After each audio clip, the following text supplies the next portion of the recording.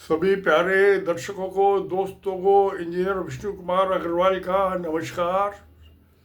अब मैं आज जो बात कर रहा हूँ ये सुप्रीम कोर्ट के 2 जजेस की बेंच का 28 जनवरी 2025 का ये फैसला है। हिंदू मैरिज एक्ट, हिंदुओं में शादी के मामले में। अब मुझे ये अभी इसमें ऐसा तो कुछ नहीं हुआ कि मुस्लिम्स के तो या और किसी कम्युनिटी के इस किस्म के मामले सुप्रीम कोर्ट में नहीं गए हैं।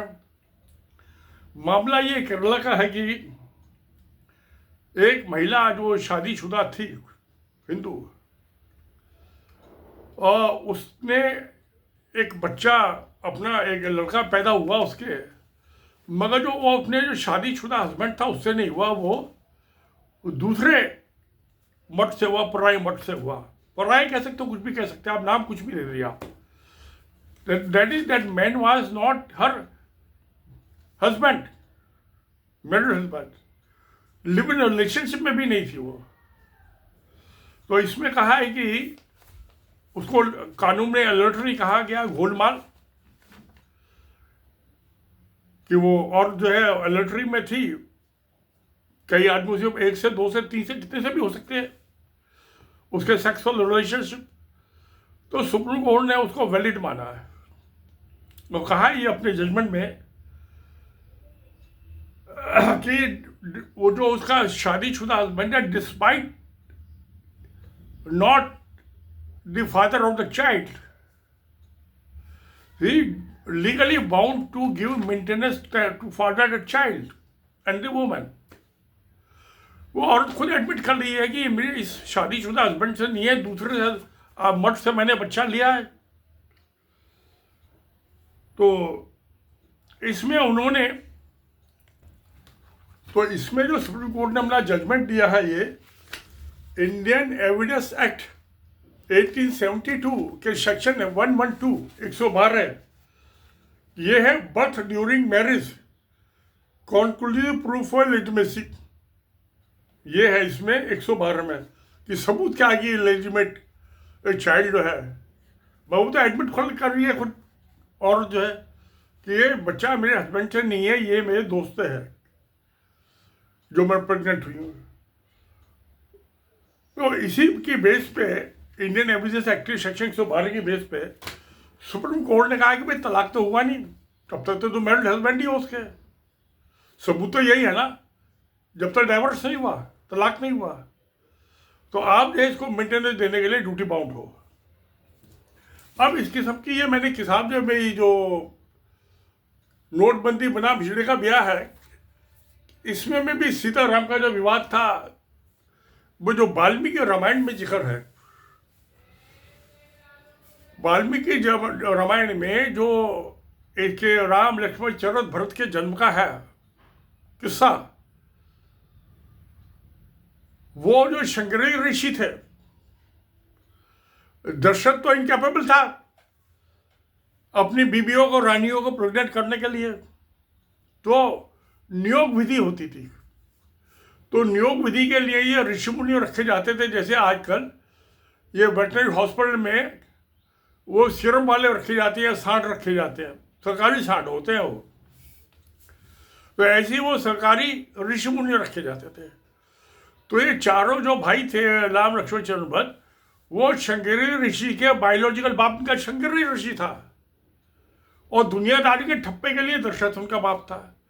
आप जो है ये इसमें वाल्मीकि रामायण में उनको पढ़ सकते हैं। वो तकरीबन 1800 साल 1800 ईयर्स अगो लिखी गई थी। ऋषि मुनि बड़े, मैं गया भी था। सीता की रसोई है जहाँ इनका आश्रम था वाल्मीकि का,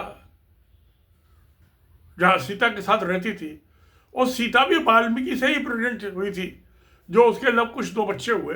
हालांकि उसने कहा कि बस राम को 2 दफा कसम खा के कही है कि तुम्हारे बच्चे हैं। राम को तो पता था मेरे बस की तो चिड़िया का बच्चा पैदा करनी है, जैसे मेरा बाप इम्पोर्टेंट है ऐसी मैं भी इम्पोर्टेंट हूँ।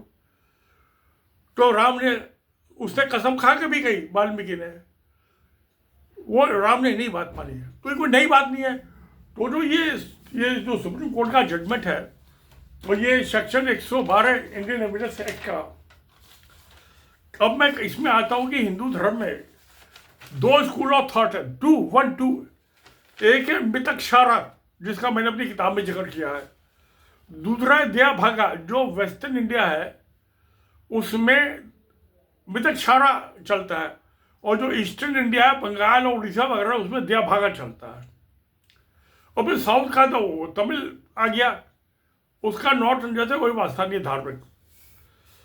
तो उसके हिसाब से भी ये जजमेंट ठीक है कि दोनों ही स्कूल ऑफ थॉट जो है उसको एक्सेप्ट करते हैं। नियोग विधि, 8 किस्म की शादियां होती है हिंदुओं में, सनातन धर्म में। एक तो है, एक क्या नाम है उसको बोलते हैं, गंधर्व विवाह, यानी कि शादी से पहले चोरी छिपके बच्चा पैदा कर लो, जैसे कि कुंती ने किया था और उससे कर्ण पैदा हुआ था। मैं क्योंकि शादी नहीं हुई तो लोक लाज की वजह से उसने डिसोन कर दिया कि ये मेरा बच्चा नहीं है, था वो कुंती का पुत्र। तो वो जो था वो हुआ था गंधर्व विवाह से। आज भी बहुत सी औरतों का ऐसा होता है कि शादी से पहले लड़के लड़की की दोस्ती हो जाती है, प्रेग्नेंट हो जाती है, फिर वो मजबूरी में शादी करनी पड़ती है, हो जाती है। तो दूसरी है, उसमें जो है एक तो गंधर्व हो गया, दूसरा नियोग। तो जो राम लक्ष्मण करचल भाई, ये नियोग विधि से पैदा हुए थे। जो मैं ये नहीं कह रहा, ये वाल्मीकि रामायण में लिखा हुआ है जो मैं बोल रहा हूँ। और ये जो गंधर्व विवाह का, ये उसमें महाभारत में लिखा हुआ है। मैं नहीं कह रहा, मुझे मुजरिम ना ठहराना, ये मेरी थ्योरी नहीं है, ये हिंदू थ्योरी है, सनातन धर्म की थ्योरी है। तो अब ये तो बात ही धर्म ग्रंथों की। तो शादी के कौन से कोई भी चीज एकदम ही वो इवोल्यूशन होता है,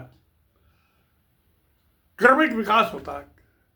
तो पहले तो इससे पहले शादी की होती नहीं थी, भेड़ बकरी की तरह रहते थे, बंदरों की तरह रहते थे। बंदर से इंसान बनाया ना 2 लाख साल में। अब जो आया, अब जो ये नया, इसको नाम बदल दिया,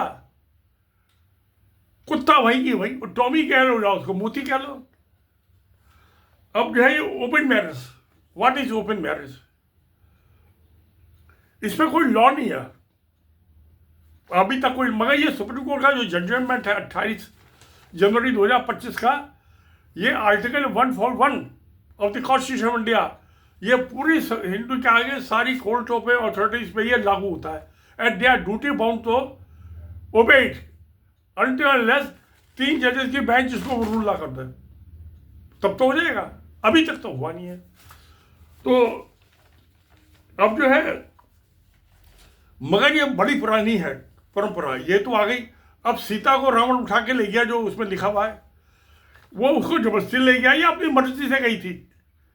3 साल महल में रही अयोध्या में, 14 साल राम के साथ हुए, 17 साल, 12 साल की उम्र शादी उसकी, 11 साल की, तो 28 साल की हो गई, बच्चा पैदा नहीं हुआ, प्रेग्नेंट हुई। सब औरतों की इच्छा होती है, सालों में शादी हो गई, मैं प्रेग्नेंट हूँ, बच्चे हो, बालो, और मेरे बच्चे बुद्धिमान बुद्धिमान हो। तो उस टाइम में रावण बलवान और बुद्धिमान आदमी था। अगर जो उसको जबरदस्ती उठा के ले आता तो सबसे पहले तो उसका बलात्कार करता, रेप करता है। सीता ने नहीं कहा, वो उससे सौदेबाजी कर रही थी अशोक वाटिका पर बैठ के लंका में, क्योंकि रावण चाहता था कि भाई मैं ऐसे नहीं करूँगा चोरी पे, तू शादी कर ले मुझसे, और मैं नहीं चाहता कि मेरा बच्चा हरामी कहलाए, बास्टर्ड कहलाए। सीता कहती थी नियोग विधि से। फर्क था, ज्यादा फर्क नहीं था। उसके लिए रावण तैयार नहीं था कि भाई नाम होगा राम का, मेहनत मशक्कत मैं करूं तुझे प्रेजेंट करने में। इस बात पे 1 साल बीत गया, लड़ाई हो गई, रावण मारा भी गया, शरीफ आदमी था। तो ये जो वाल्मीकि रामायण में लिखा, मैं वो बोल रहा हूं, मैं नहीं बोल रहा हूं, उससे ये सबूत मिलते हैं कि सीता अपनी मर्जी से प्रेग्नेंट होने के लिए रावण के पास गई थी, जिससे प्रेग्नेंट हो गया, बच्चे हो जाओ, बलवान हो, बुद्धिमान हो। क्योंकि रामायण सबने कहा कि बलवान बुद्धिमान आदमी था, ब्राह्मण आदमी था। तो अब ये आइए, अब इसको क्या आजकल ओपन मैरिज एक नया नाम दे रहे कि भाई हस्बैंड भी किसी के साथ, औरत के साथ, दूसरी के साथ करे शादी के अलावा, शादी मैरिज से बाद, और बीबी को भी छूट हो, और दोनों को पता हो कौन किससे कर रहा है। भाई ये तो हिंदू समाज में होता है, ये कोई नई बात है। मेरी नानी को पता था कि मेरे नाना जो है किस किस के पास जाते थे, उनकी दोस्ती होती थी, जो प्रेग्नेंट होती थी उसको मकान दे देते थे, उसके बच्चे को पालने पूरे की शादी करा देते थे। ऐसे में माँ बाप भी करते थे। तो बड़े आदमी का इच्छा, जो इज्जतदार आदमी शर्ट की यही करते थे ना। कई कई औरतें रखते थे एक ब्याती बीबी के साथ। तो मेरी माँ बताया करती थी, मैं भी जाता था, मेरी नानी जो जिन औरतों के पास जाते थे वो सब उनको जाती थी, मेरी नानी उनको घर पर ही बुला लेती थी नौकर को भेज के। जब बाप बेटों का झगड़ा होता था उनका फैसला कराने के लिए, माँ की तो सुनता नहीं बेटा, तो उनकी नाना की सहेलियों को बुला लेती थी। इनका झगड़ा नहीं, बहुत बाप बेटे का होता, बाप बेटे का झगड़ा कौन सी नहीं बात है। तो ये ओपन मैरिज जो है, इस पर लॉ तो नहीं था, अब तक नहीं था, मगर अब जो ये 28 जनवरी 2025 का जजमेंट है, ये लॉ बन गया। Now it is codified, judicial law. उसमें तो नहीं है हिंदू मैरिज एक्ट में, ये मुझे कोर्ट की रूलिंग हो गई, सुप्रीम कोर्ट की। Now it's a case law in India. अब इसमें क्या है ओपन मैरिज में कि दोनों को हस्बैंड वाइफ को फ्रीडम है, अपने हस्बैंड से करें और किसी से कर रहे हैं। हालांकि आईपीसी में ये एडल्ट्री जो पनिशेबल ऑफेंस है, बाहर में जाए आईपीसी। जब सुप्रीम कोर्ट ने ऑर्डर कर दिया कि हाँ तुम कर सकते हो दूसरे से, तो आईपीसी ओवररूल कर देना आईपीसी के प्रोविजन को। तो ये बात ही ये, इससे अब जो ये चल रहा है, ये क्या नाम है, ये यूनिफॉर्म सिविल कोड, इस पर भी अटैक होगा। ये भी आउटडेटेड है। लिव इन रिलेशनशिप को रजिस्टर कराओ। ओ भैया, राम ने सीता ने कौन से रजिस्टर कराई थी? मैरिज रजिस्टर नहीं उनकी। जो रावण के पास गई है उससे प्रेग्नेंट हो जाती तो उसकी कौन हुई? अब जो सुप्रीम कोर्ट ने रूलिंग है, क्योंकि उसे लेडी ने एप्लीकेशन दी कोर्ट में म्यूनसिपलिटी में कि मैं सरनेम चेंज करना चाहती हूँ अपने बेटे का, अपने मैरिड हस्बैंड के अपने दोस्त से नाम पे करना। म्यूनसिपलिटी ने रिजेक्ट कर दिया, आप कोर्ट से ऑर्डर करा के लाओ। कोर्ट से आते आते सुप्रीम कोर्ट आ गया कि तो सुप्रीम कोर्ट ने कहा उसको अथॉरिटी है, म्यूनसिपलिटी उसका सरनेम चेंज करे, जो उसके जिससे बायोलॉजिकल बाप है उसका सरनेम दे उसको बच्चे को, ना कि जिससे उसकी माँ जो शादी की थी। तो ये भी केस लॉ बन गया, इसे वैलिड। अब ये यूनिफॉर्म जो सिविल कोड बनाई है उत्तराखंड ने, इसमें ये चीजें रखनी पड़ेंगी ना, इसको अमेंडमेंट करना पड़ेगा, अभी तो लागू नहीं हुई। अब एक तो मैत्री विवाह, ये दया भाग और मित्र शाह दोस्ती यानी कॉन्ट्रैक्ट, वो कहता है दिस कॉन्ट्रैक्ट मैरिज।